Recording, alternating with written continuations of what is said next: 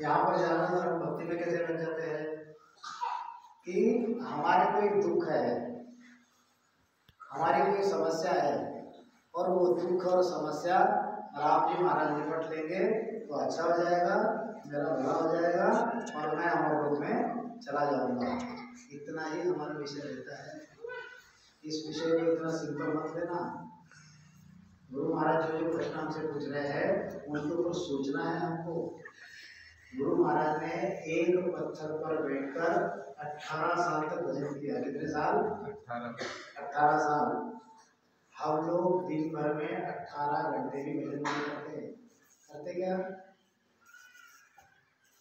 कहाँ 18 साल, कहाँ 18 घंटे और कहाँ 18 मिनट।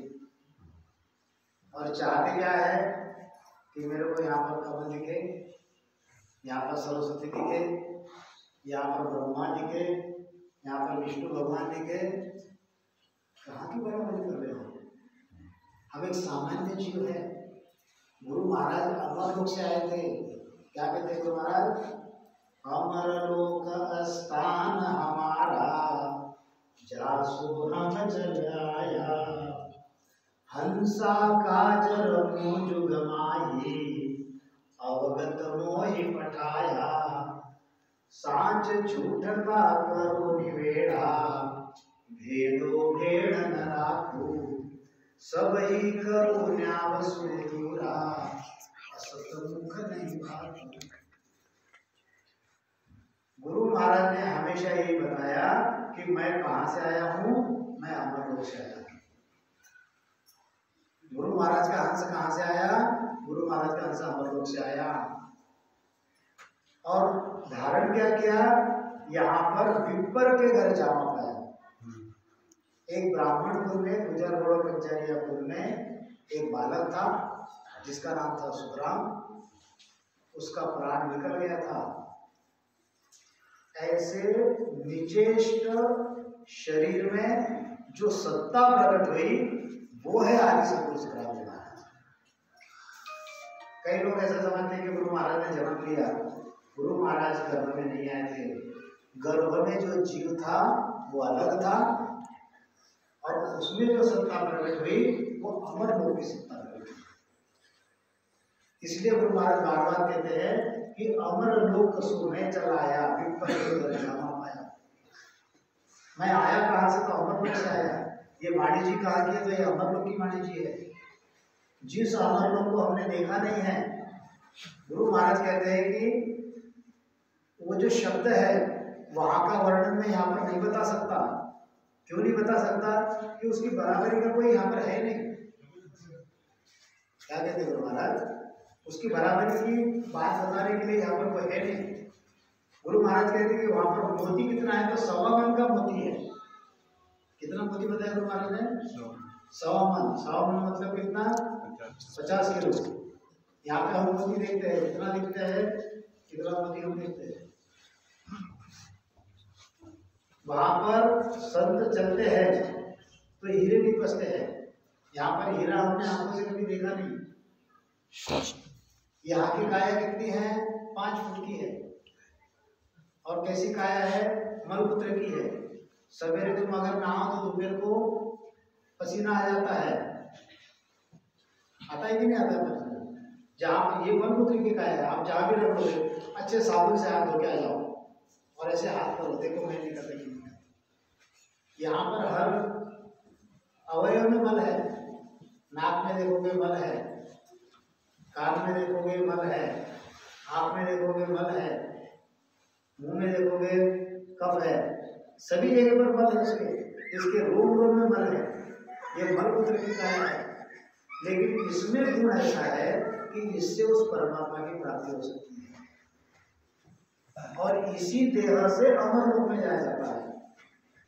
अमर लोक का जब जाए धरे मुखा देह सोई, सुखराम और अकेले जुड़ सु गर्भ में छूटे को और लख 84 जुड़ में एक मुखा दिखे।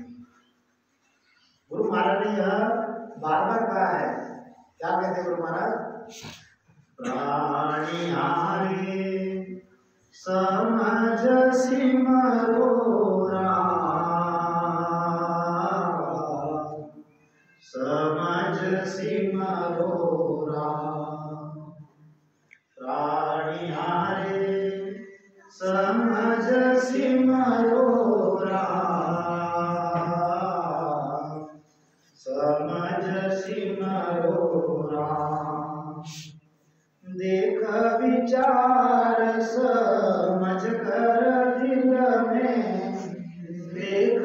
विचार समझ कर दिल में हर की न झूठा काम समझ सिमरो राम प्राणी हारे समझ सिमरो राम समझ सिमरो राम। अरे प्राणी हारे, अगर राम नाम भी अगर लेना है तो उसको समझ के ले, ऐसा राम नाम ले जिनरे शब्द सुने अंचल प्रगटे, जिनरे शब्द सुने अंचल प्रगटे वो ही शब्द रट लीजे रे हंसा शब्द साधना कीजिए। शब्द साधना कौन सी करनी है हमको, जिससे निरंजन प्रकट होता है। जिनरे शब्द सुने अंचल प्रगटे वो ही शब्द रट लीजे रे हंसा शब्द साधना कीजिए। और जिन्होंने जिन्होंने ऐसे शब्द की साधना की है उनको वह नेचर अपने हृदय में प्राप्त हुआ है। सिर्फ प्राप्त नहीं हुआ तो उसने पूर्व के 6 कमल और पश्चिम के 6 कमल छेदन कर दिए। सिर्फ छेदन ही नहीं किए तो 10वें द्वार में परे चला गया, 10वें द्वार में भी चला गया तो भी जीव को उसकी जानकारी नहीं कि मैं कहाँ हूँ। वो यहीं पर ध्यान दे रहा है और यहीं पर वजन कर रहा है। हो रहा है कि नहीं ऐसे? कल एक संत आए थे, उनके साथ चर्चा कर रहा था मैं, उन्होंने कह दिया कि मैं तो 4-5 साल से यही कर रहा हूँ, मैं तो महाराज जी 12 से तक लिया था लेकिन बीच में मैंने छोड़ दिया था। अरे तुमने छोड़ा था, उसने थोड़ी तुमको छोड़ा था। हम तो बच्चे जो है, बच्चे माँ बाप को छोड़ सकते हैं, माँ बाप बच्चों को भी नहीं छोड़ देते, उनका ध्यान रखना है। तो बच्चे जब अपने जोश जवानी में आ जाते हैं माँ बाप को समझते नहीं, छोड़ देते हैं। ऐसे ही अज्ञानता में हमने तो राम जी को छोड़ दिया था, लेकिन राम जी को तो हमको छोड़ना चाहिए ना, वो आपको कभी नहीं छोड़ेगा। उसने आपको पकड़ कर रखा, वो अपना काम आगे करते चला गया। फिर जब तुमको शुद्धि आ गई कि चलो मेरे को और करना है, फिर तुम आ गए और फिर पहले ABC से सीखना शुरू कर दिया तुमने, फिर वहीं पर रुक गए और फिर कह रहे हैं कि मैं तो 5 साल से देख रहा हूँ, मेरे को यहाँ पर समझ नहीं रहा है। कैसे समझेगा? वो तो आगे चला गया। गाड़ी जो है, गाड़ी में एक्सप्रेस छोड़ दिया, वापस थोड़ी तुम्हारे लिए वापस गाड़ी आएगी क्या? हाँ, गाड़ी आगे चलेगी। फिर जब उनको समझाया कि देखो कैसे कहाँ पर मालूम पड़ रहा है, उनको तो पूरे 3.5 करोड़ में मालूम पड़ रहा है, उनको हाथों में मालूम पड़ रहा है, जीवा में मालूम पड़ रहा है, यहाँ पर मालूम पड़ रहा है, सभी जगह मालूम पड़ रहा है। इसका मतलब ऐसा है कि यह रामनाम गुरु महाराज तारने में कोई कसर नहीं रखते, हमारे आचरण में कसर हो सकती है। हम कभी करेंगे, कभी नहीं करेंगे, कभी कुछ करेंगे। गुरु माने शब्दों में लिखा है, क्या लिखा है? तावर सदा कुतावर होवे, बाप बीरज नहीं जावे। तावर सदा कुतावर होवे, बच्चे हमेशा कुछ उल्टी सुल्टी बातें करेंगे, बच्चे हमेशा कुछ ना कुछ उल्टा पुल्टा करेंगे, लेकिन माँ बाप जो है, माँ बाप बच्चों की पूरी देखभाल करते हैं। और आदि सदगुरु सुखदेव महाराज कहते हैं, संत हमारे माता पिता है, कहे ज्ञान सबका, बड़ा बड़ा जना संत समाधि, बड़ा बड़ा जना संत समाधि, आपो है मेरी लाज, आया है हंसा वारी वारी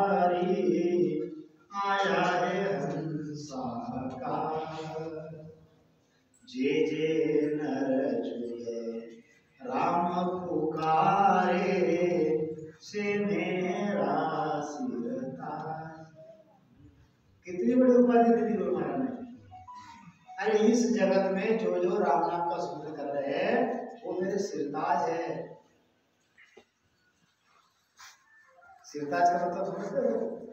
राजा जो मुकुट पहनता है ना सिर के ऊपर, ऐसे हम उस परमात्मा के हैं। लेकिन फिर भी माया मरी न मन मरा, मरमर गए चली, और आशा कृष्णा नाम मरी। इतनी प्राप्ति होने के बाद में भी हम लोग जो है माया में इतना अटके हुए रहते हैं, इतना अटके हुए रहते हैं कि अगर 11 बजे संगत का टाइम दिया तो हम 12 बजे यहाँ पर पहुँचते हैं। अगर 1 घंटा संगत को बताया तो 10 मिनट हम भजन करते हैं, करते कि नहीं करते? और 4 थोड़ी अगर दुख आ गया तो क्या कहेंगे? भजन करते हैं, हम तो गुरु महाराज को मानते हैं, हम तो बाबा कोई पूजा पाठ नहीं करते हैं। ये नहीं भैया, ये जो अभी कर रहे हो इसका फल एक ही मिलेगा कि तुम परलोक में चले जाओ। यहाँ पर जो प्रारब्ध आपने लाए हो तो भोगना पड़ेगा कि नहीं भोगना पड़ेगा? कि नहीं भोगना पड़ेगा?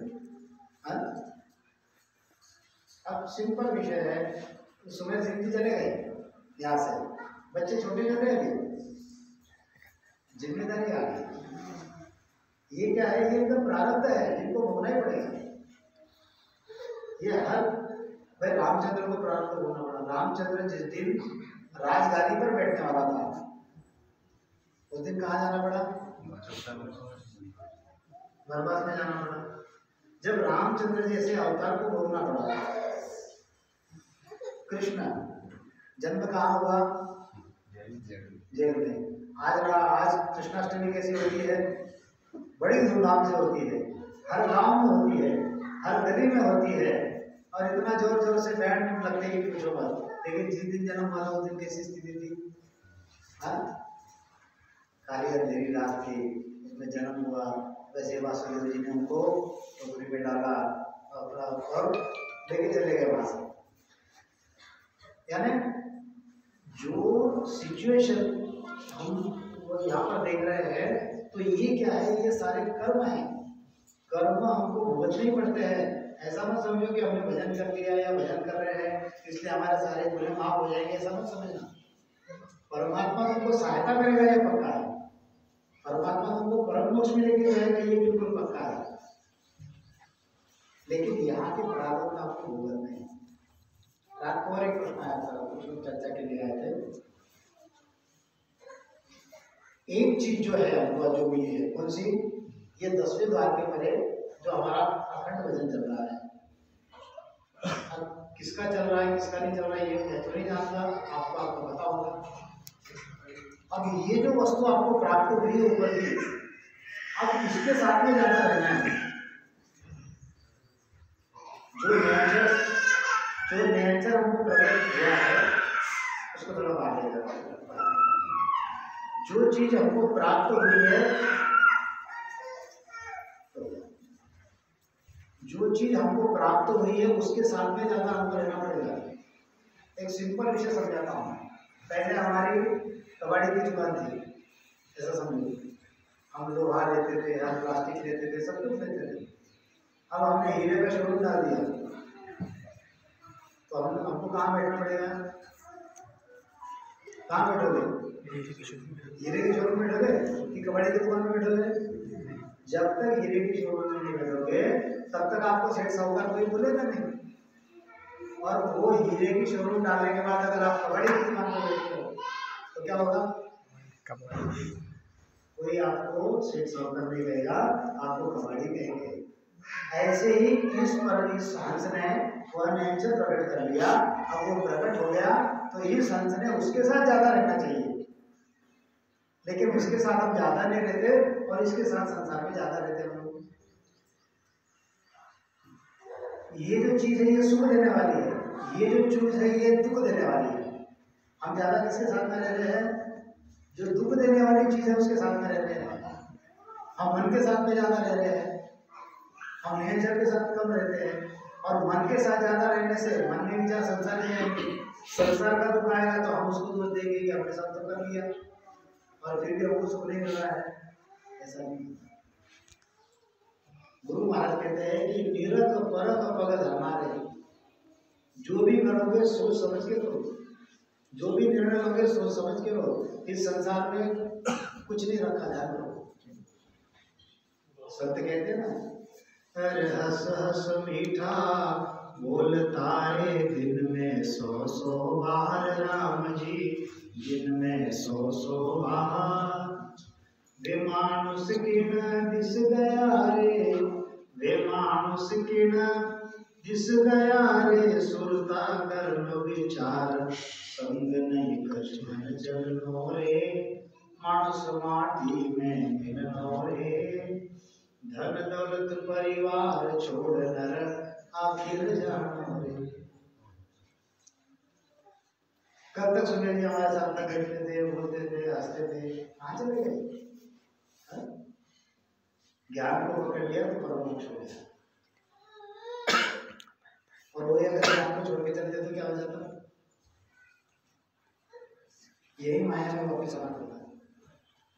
इसलिए ज्ञान समझ के था।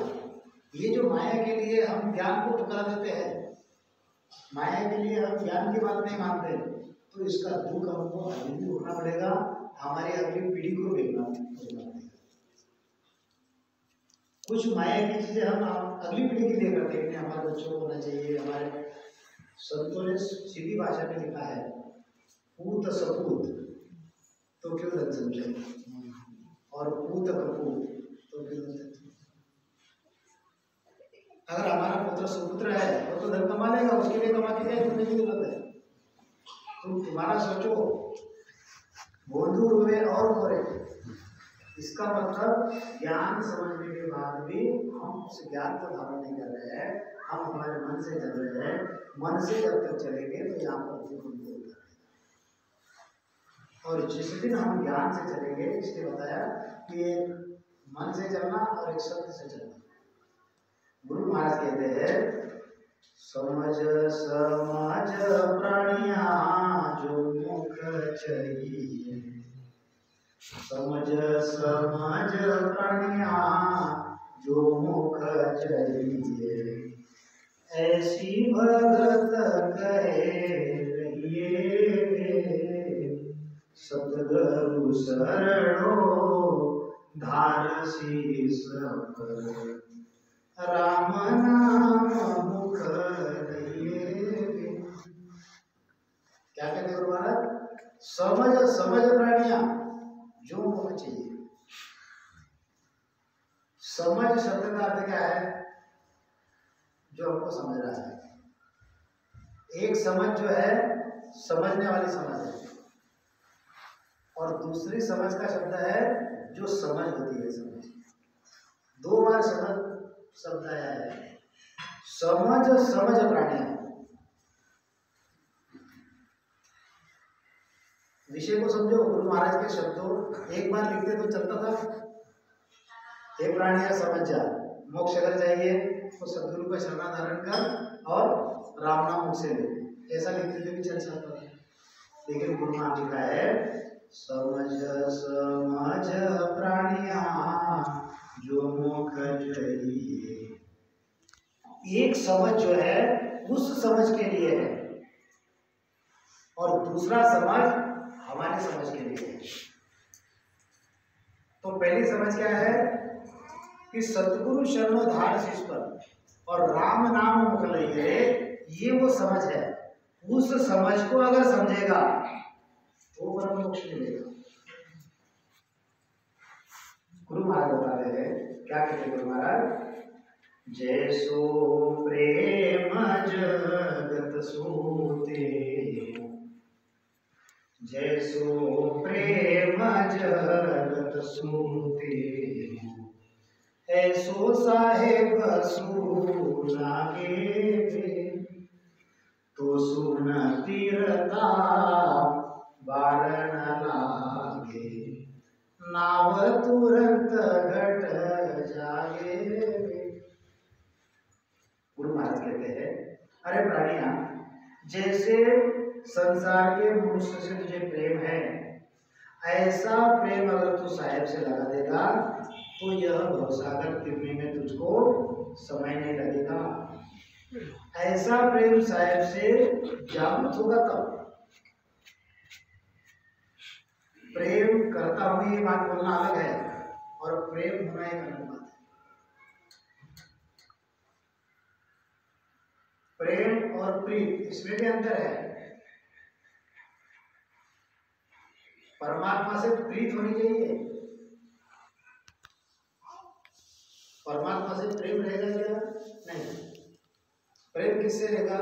मेरा प्रेम आपसे भी है, सभी से है, मेरा प्रेम मेरे परिवार से भी है। अब हम तो गृहस्थी लोग हैं, परिवार में पति पत्नी होते हैं, पति पत्नी का प्रेम पूरे परिवार से होता है, लेकिन एक दूसरे से उनकी प्रीत होती है। इस चीज को ध्यान में रखो। प्रीत ऐसी होती है कि दोनों में समर्पण की भावना होती है, एक दूसरे को वो समर्पित होते हैं। ऐसी प्रीत हमारी उस परमात्मा से होनी चाहिए। तो वो प्रीत कब रहेगी? जब उससे प्रेम होगा तब वो प्रीत रहेगी। जब तक प्रेम नहीं रहेगा प्रीत नहीं रहेगी। अब आजकल तो जमाना बदल गया है। पहले जमाने में क्या होता था? बचपन में शादी हो जाती थी और जब साथ में रहते रहते एक दूसरे से प्रेम होता था और वो प्रेम प्रीत में बदल जाता था। आजकल तो ऐसा कुछ नहीं है। आज तो डेट पड़ जाते हैं एक दूसरे के साथ और क्या हो जाता है तो ब्रेकअप हो जाता है। आजकल होता है कि नहीं होता? जमाना बदल गया है। अरे जब ब्रेकअप होता है इसका मतलब तुम्हारा प्रेम था कहाँ? वो तो एक एडजस्टमेंट थी एक दूसरे की, एक दूसरे को सिर्फ आप पसंद करते थे। जहां पर प्रेम होता है, जहां पर प्रीत होती है, वहां पर ब्रेकअप कभी नहीं होता। इस बात को पक्का ध्यान में रखना।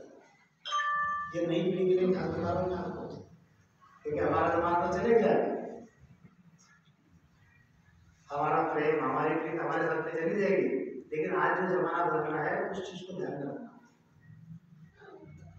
गुरु महाराज कहते हैं, जैसो प्रेम जगत सूते, ऐसो साहेब लागे, तो सुन तीरता बारण लागे, नाव तुरंत घट जागे। अब जैसो प्रेम जगत सूते, जगत का मतलब क्या है? ये दुनिया। जगत का प्रेम मतलब क्या है? ये दुनिया, इन्हीं से प्रेम करना। ये दुनिया क्या है ये समझो। ये जो दुनिया है त्रिगुणी माया। ये दुनिया क्या है? ये त्रिगुणी माया है। जैसे ये त्रिगुणी माया, संसार के लोग त्रिगुणी माया से प्रेम करते हैं, ऐसा ही प्रेम उस त्रिगुणी माया का जो निर्माता है उससे होना चाहिए। जहां से ये त्रिगुणी माया उठी हुई है, जिसने त्रिगुणी माया को बनाया है, वो तो कर्ता बन गया। उस कर्तार को विज्ञान देने वाला जो परमात्मा है, उस परमात्मा से जब वो प्रेम होगा तब वो नेचर तुम्हारे घर के अंदर प्रकट होगा। गुरु महाराज कहते हैं, ये संसार के लोग जो है, होनकाल पार ब्रह्म से ये त्रिगुण माया कैसे बनी? वह पार ब्रह्म और इच्छा माया, इनका संसार हुआ। उससे चिदानंद ब्रह्म, उसमें शिव ब्रह्म और महाशून्य, ये दोनों बने। उनका जब संयोग हुआ फिर उससे यह चिदानंद बना और शक्ति बनी, और चिदानंद और शक्ति से आगे यह चेतन बना। ये उत्पत्ति है उसकी। तो इसका जो संबंध आता है वो होनकाल पार ब्रह्म से आता है। तो होनकाल पार ब्रह्म क्या है? तो ये सारी त्रिगुणी माया का फल है। गुरु महाराज कहते हैं, जैसो प्रेम जगत सूते, ऐसो साहेब लागे, तो सुन तीरता बारण लागे, नाव तुरंत घट जागे। अब जैसे हम इस त्रिगुणी माया से प्रेम करते हैं, जैसे ब्रह्मा विष्णु महादेव, इनसे हमारी प्रीत है, तो उसको बनाने वाला जो सत्स्वरूप है, वो सत्स्वरूप जिसके घट में प्रकट हुआ है, ऐसे साहेब से जब तू प्रेम करेगा तो गुरु महाराज कहते हैं कि तू सुन कितना बारण लागे। क्योंकि परमात्मा जो है, परमात्मा को कोई शरीर है क्या? परमात्मा को कोई शरीर नहीं है। परमात्मा को यहाँ पर प्रकट रूप से देखना है तो संतों का शरीर यही परमात्मा का शरीर है। उस परमात्मा को हम 3 तरीके से देख सकते हैं। कुछ बातें दिमाग में पक्की कर लेना। परमात्मा को 3 तरीके से हम देख सकते हैं। कैसे कैसे देख सकते हैं? उसको हम सगुण रूप में भी देख सकते हैं, परमात्मा को हम निर्गुण रूप में भी देख सकते हैं, और परमात्मा को हम सत्स्वरूप के रूप में देख सकते हैं। कैसे? सगुण रूप में अगर देखना है तो संतों की जो देवी है वो परमात्मा का स्वरूप है। निर्गुण रूप में अगर देखना है तो संतों का जो ज्ञान है, जो शब्द है, वह उसका निर्गुण रूप है, और जब वो सत्ता घट में प्रकट हो जाती है वो उसका सत्स्वरूप है। जो अखंड ध्वनि चल रही है ये उसका सत्स्वरूप का रूप है। यानी सगुण निर्गुण अगर एक जगह देखना है तो संतों का शरीर, संतों का शरीर सगुण है, उसमें ज्ञान जो है वो निर्गुण है, और उसमें नैनचर जो है यह सत्स्वरूप है। हमको सारी बातें ज्ञान दृष्टि से देखनी है। होता कैसे कैसे है, कभी कभी हम संतों से द्वेष भी कर देते हैं, होता है, क्योंकि हम तो मनुष्य समझ रहे हैं उसको। लेकिन अगर हम द्वेष कर लेंगे तो उसका असर इतना बुरा होगा कि तुम्हारी 7 पीढ़ी बर्बाद हो जाएगी। इसलिए गुरु महाराज कहते हैं कि संतों से द्वेष कभी नहीं करना। गुरु महाराज कहते हैं जे कछु और बरने नहीं तुम वचना तो सूल्या बोलो रे। आपसे अगर कुछ अच्छा नहीं बनता ना तो कम से कम उनका वो करेंगे, हमको उससे कुछ लेने देना नहीं। क्योंकि संतों के शरीर में साहेब बसता है, और साहेब से अगर तुम बैर करोगे तो साहेब बोलता नहीं है, वो करके बताता है। साहेब जो है वो बोलेगा नहीं लेकिन करके बताएगा। इसलिए कबीरा कहते ना, कबीरा बाजार में सबकी मांगे खैर, ना गाँव से दोस्ती और ना गाँव से बैर। बैर तो बिल्कुल नहीं रखना, ध्यान रखो, मन में भी नहीं रखना। संतों से भले जिस संत से हमारा नहीं जम रहा है बाद में बैठ जाओ, तो तुम्हारा दोनों में मेरा दोनों, लेकिन बैर नहीं रखना, बैर गाँव में रखना। क्योंकि बैर जो है ये क्या करता है, ये हमको नर्क में लेकर जाता है। और वही अगर भाव रखोगे तो भाव से भक्ति उपजती है, और जब भक्ति उपजेगी तो अमर लोग लेके जाएगी। और बैर क्या है, नरक में आपको लेके जाएगा। इसलिए समदृष्टि संतजन, जैसे समदृष्टि होती है ना, भाई कुछ लेना देना नहीं, भाई मेरी तुम्हारी नहीं जम रही है तो बाजू में जाओ, मेरे बाजू। जैसे मैंने पहले बताया कि हम परिवार में 4 लोग रहते हैं, पति का अलग होता है, पत्नी का अलग होता है, बच्चों का अलग होता है। ये तो परमात्मा का परिवार है, इसमें सबका मत एक रहेगा क्या? जहाँ पर ऐसा कोई संबंध प्रसंग आता है वहां से बाजू में हट जाए, कहीं भी हो। और ये तो काल का देश है, काल तो ये भी काम करेगा, संतों का आपस में बिड़ा देगा। ये काल का काम है। जहाँ पर ऐसी स्थिति निर्माण होती है समझो काल अपना काम कर रहा है। हमने वहां से जो सही संत है वो उसने हट जाना चाहिए वहां, क्योंकि ये काल का देश है, ये परमात्मा का देश नहीं है। काल जिस पुलिस स्टेशन का एरिया है वहाँ पे उसके जोर वहीं पे चलेगा क्योंकि, तो ये मृत्यु लोग जो है तो काल के देश में है, तो यहाँ पे काल का जोर लगने वाला है। इसलिए काल को भी पहचानो, सत्य को भी पहचानो।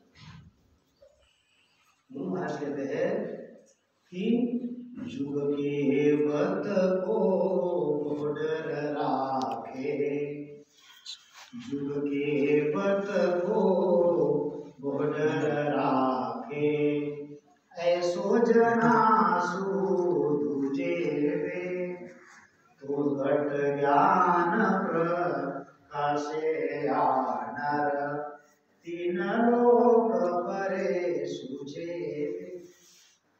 जैसे जब लोग क्या कहेंगे इसका डर हमको रहता है। डर किस बात का रहता है? गांव वाले क्या कहेंगे, परिवार वाले क्या कहेंगे, संत समाज क्या कहेगा, मेरे रिश्तेदार क्या कहेंगे, उसके लिए हमको जो पसंद है वो चीज हम नहीं करते, उनको जो पसंद है वो हम करते कि नहीं? ऐसा करेंगे कि लोग क्या कहेंगे, परिवार क्या कहेगा, मेरा गांव क्या कहेगा, मैंने ऐसा नहीं करना चाहिए, मैं अगर पूजा नहीं किया तो गांव वाले को कहेंगे तो पूजा भी नहीं करता तो वो आगे कर देंगे। गुरु महाराज कहते हैं युग केवट को बोध रखे ऐसो जनासु तुझे, जैसे जगत का भय तुम्हारे मन में है ऐसे ही संतों का भी भय तुम्हारे मन में होना चाहिए। तो सुन तीर्था बात लागे तो तुम झटपट गिर जाओगे, नहीं तो जगत का भय रखोगे और संतों को नहीं मानोगे तो क्या होगा, जाना ही पड़ेगा। गुरु महाराज कहते हैं कि तो घट ज्ञान प्रकाश आनंद, तीन लोगों पर सुझेगे और जगत का जो भय है वो आपको तीन लोग के अंदर रहेगा, और तीन लोग में रहोगे तो दुखी दूर रहेगा। हमको तीन लोग परे की बात पकड़नी है, तीन लोग के परे का ज्ञान हमको पकड़ना है, क्योंकि ये जो ज्ञान है ये 3 लोक 14 भवन 3 ब्रह्म उसके 13 लोक के परे का ज्ञान है। यह ज्ञान सिद्धशिला के परे का है, यह ज्ञान 10वें द्वार के परे का है, यह ज्ञान अमर लोक का ज्ञान है। और इसीलिए गुरु महाराज कहते हैं कि अमर लोक का स्थान हमारा, ये वाणी जो है अमर लोक की वाणी है, और इसको कोई सुनेगा भी तो भी उसका शुक्र जागृत हो जाएगा, इसको कोई पढ़ेगा, इसको कोई सुखेगा सीखेगा तो गुरु महाराज कहते हैं कि उसको परम पुरुष प्राप्त हो जाएगा। इतनी बड़ी वस्तु हमारे पास में, और ऐसी वस्तु जब हमारे पास में होती है तो उसका महत्व उसको उस तरीके से जानना चाहिए। गुरु महाराज कहते हैं माया है रे आतो माया निरपक, ये जगत क्या है, ये जगत पूरी माया है, ये ऐसी निर्भक माया है, ये किसी को नहीं बख्शती। अगर कोई परमात्मा के रास्ते पर चलने लगा तो काल क्या करेगा, काल उसको रोकने की कोशिश करेगा, क्योंकि ये जीव जो है ये कल तक उसके शिकंजे में था, कल तक ये जीव किसके ताबे में था, माया और ब्रह्म के ताबे में था। अब ये उनको छोड़ के परिक्र, जैसे संसार का उदाहरण देता हूं, जब तक हमारा बच्चा हमारी बच्ची जब तक गृहस्थी में है तो सबको अच्छा लगता है कि चलो अच्छी बात है, और जिस दिन वो कहते हैं कि मुझे गृहस्थी करने नहीं, मेरे को संसार छोड़ना है, मेरे को साधु बनना है,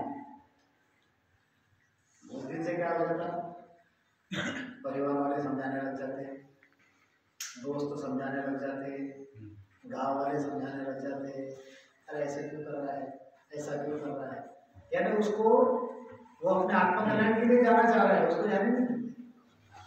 ऐसे ही ये जो जीव है जब परमात्मा की तरफ जाता है तो ये माया ब्रह्म क्या करते हैं, उसको रोकने की कोशिश करते हैं। जैसे यहाँ की रीत है संसार की, ऐसे ही इस जीव की रीत है। इस जीव का पिता कौन है, वो पूर्ण ब्रह्म जो है वो उसका पिता है, और उसको होनकार की इच्छा जो है इसकी माता है।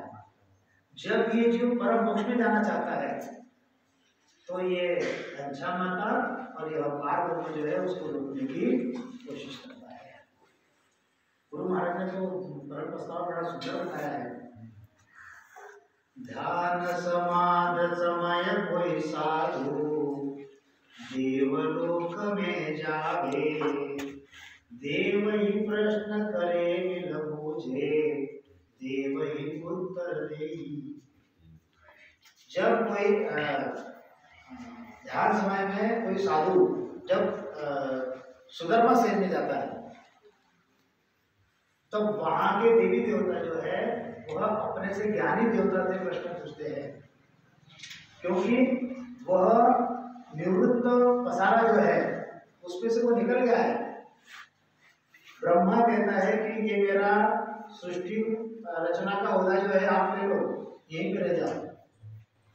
विष्णु कहता है कि ये प्रतिपाल करने का ओहदा जो है इसको आप ले लो, यहीं पर रह जाओ। कुबेर कहता है कि मेरा ये जो भंडार है किसी का आप ले लो, यहीं पे रह जाओ। सभी देवी देवता, चिदानंद कहता है कि ये जो मेरी सारी रचना है ये आपने वो आप रचना रचाओ, लेकिन जो सुलझा हुआ हंस है वो सुलझा हुआ हंस किसी की बात नहीं मानता, क्योंकि इतने दिन तो उलझा हुआ था इनके अंदर, यहाँ से निकलने की वो इनके जंगल में था, और जैसे ही निकलने लगा वो सब इसको रोकने लग जाते हैं। लेकिन जो सुलझा हुआ जो साधु है वो इनकी सुनता नहीं, वो अपने परम को निकल जाता है, उसको इसमें कुछ लेना देना नहीं है। क्योंकि अब सिंपल विषय बताता हूँ कि रामद्वारा क्या है, इसको समझेंगे थोड़ा सा। रामद्वारा क्या होता है? गुरु महाराज लिखा है ये जो चिता जाता जो है ना ये रामद्वारा है, ये जो टीन से बना हुआ ये जो बना ये रामद्वारा है। बस रामद्वारा कौन सा है? जब तक इसमें राम है तब तक उस राम के द्वारा इसे परम मोक्ष प्राप्त हो सकता है। यहाँ पर अगर कोई संत ही नहीं है तो ये इसका कोई काम नहीं करता। जहाँ पर जीवित संत है, जहाँ पर आपको ज्ञान देने वाले संत है, उसी रामधारा को, उसी रामधारा से जीव आगे करते रहेंगे। सच्चा रामधारा तो ये है हमारा। अगर यही भी रहेगा तो भले ये 4 मंजिला हो जाओ 5 मंजिला हो जाओ, इसकी कोई कीमत नहीं करता है। ये क्या है? ये माया है, ये हमारी सुविधा है, ये सुविधा के लिए है। अगर ये समझो आज खाना हवा नहीं देता तो आप किसी पेड़ के नीचे बैठे हुए थे और इतना देर बैठ सकते क्या? इतना देर नहीं बैठ सकते हैं। अब ये क्या है? ये साउंड सिस्टम है हमारी, मैं धीरे भी बोल रहा हूँ तो आप तक आवाज आ रही है। ये क्या है? ये सही माया है। इसका उपयोग हमको लेना है, इसके साथ में जुड़ना नहीं है। लोग इसके साथ में जुड़ना चाहते हैं, रामद्वारा के साथ में जुड़ना नहीं है, संतों के साथ जुड़ना है। संत जो करके गए उस चीज के साथ में जुड़ना है। अब गुरु महाराज का ज्ञान जो है वह बड़ा ही अलग ज्ञान है। तो गुरु महाराज क्या कहते हैं कि हमने देखा जय जुग के बत को बहुत डर राखे, ऐसे जना सूझे भेद, तो घट ज्ञान प्रकाशे तीन लोक परे सूझे।